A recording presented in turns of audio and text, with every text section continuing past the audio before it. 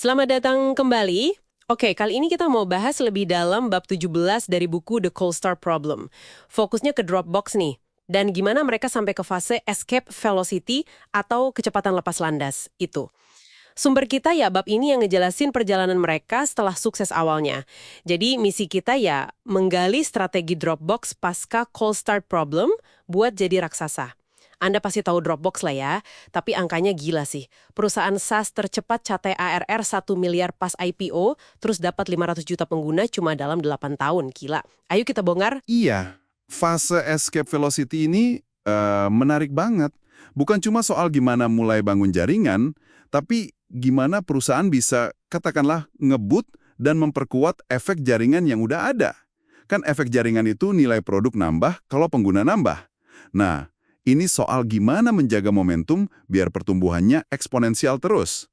Bab ini kasih gambaran bagus soal itu. Betul. Bab ini juga ngingetin kita strategi awal Dropbox yang pinter itu ya. Orang datang buat alatnya, sinkronisasi file, tapi bertahan karena jaringannya, buat bagi-bagi folder. Terus program referralnya yang kasih storage, dapat storage, itu juga legendaris kan? Iya, iya. Sama cerita awalnya, Drew Houston kesal USB drive ketinggalan, terus bikin video demo simple, meledak di Reddit sama Hacker News. Langsung 75.000 daftar beta semalam. Iya, fondasi awalnya emang kuat. Tapi, nah, seperti yang dijelasin di bab 17 ini, titik baliknya itu kira-kira tahun 2012. Waktu itu mereka udah punya 100 juta pengguna. Valuasi udah 4 miliar dolar. Tapi, tantangannya jadi beda banget. Udah nggak bisa lagi tuh cuma ngandalin viral aja. Pertanyaannya jadi, gimana caranya mempertahankan pertumbuhan super cepat ini, sekaligus bangun bisnis yang, ya, menghasilkan duit gede gitu. Disinilah konsep escape velocity jadi penting. Mereka harus secara sadar memperkuat efek jaringan yang udah ada, bukan cuma ngebiarin jalan sendiri. Oke, lalu gimana persisnya cara mereka memperkuat itu? Bab ini nyorot soal pergeseran fokus mereka kan ya? Mereka mulai sengaja ngargetin pengguna yang nilainya tinggi, terutama di lingkungan kerja, yang di buku disebut High Value Active Users atau HVA itu. Betul sekali. Dan ini nggak cuma soal strategi produk aja, tapi juga sampai mengubah budaya internal ya. Dulu kan katanya engineering banget, bahkan ada anggapan cari duit itu nggak Dropboxy banget gitu. Hahaha, iya ada semacam itu. Jadi mereka harus mulai bangun tim growth, tim sales, marketing yang lebih kuat. Langkah yang katanya sih awalnya kontroversial di dalam. Iya benar banget. Ini nunjukin kalau mencapai escape velocity itu bukan kelanjutan otomatis aja dari sukses awal. Nggak gitu. Perlu ada usaha sadar, strategi yang jelas buat ngamplifikasi efek jaringan. Nah, bab 17 ini ngenalin kerangka trio kekuatan atau the power trio buat ngebantu kita paham caranya. Ini mencakup penguatan di 3 area sekaligus. Engagement, yaitu bikin pengguna makin aktif di jaringan.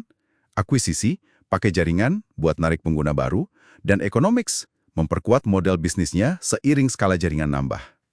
Oke. Jadi 3 itu harus jalan bareng ya? Iya, harus barengan.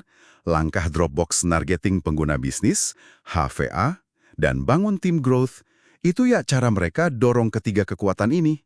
Contohnya nih, fokus ke fitur kolaborasi bisnis, itu naikin engagement. Terus, itu micu acquisition, karena pengguna ngajak rekan kerja.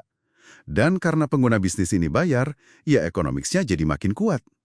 Wah, menarik ya. Ternyata butuh strategi yang disengaja gitu. Bahkan setelah viral di awal. Jadi intinya apa nih buat Anda yang dengerin?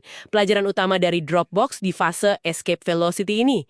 Jadi, raksasa itu jarang banget cuma modal momentum awal. Perlu strategi sengaja buat memperkuat roda yang udah muter. Bukan cuma jaga biar tetap muter. Seringkali ya artinya harus ubah fokus, kayak Dropbox ke HVA. Bahkan kalau harus mengubah budaya internal yang udah nyaman. Betul. Nah, ini mungkin bisa jadi bahan pemikiran menarik buat Anda. Coba deh perhatikan produk atau platform lain yang Anda pakai sehari-hari. Ada nggak yang berhasil berubah dari sekedar alat biasa jadi platform gede yang dipakai banyak orang? Kira-kira, strategi spesifik apa yang mungkin mereka pakai di fase escape velocity mereka? Apakah mirip Dropbox, fokus ke pengguna bernilai tinggi? Atau mungkin bangun tim growth yang agresif? Atau ada cara lain buat memperkuat trio kekuatan mereka tadi? Nah, itu sesuatu yang bisa Anda eksplorasi sendiri lebih lanjut.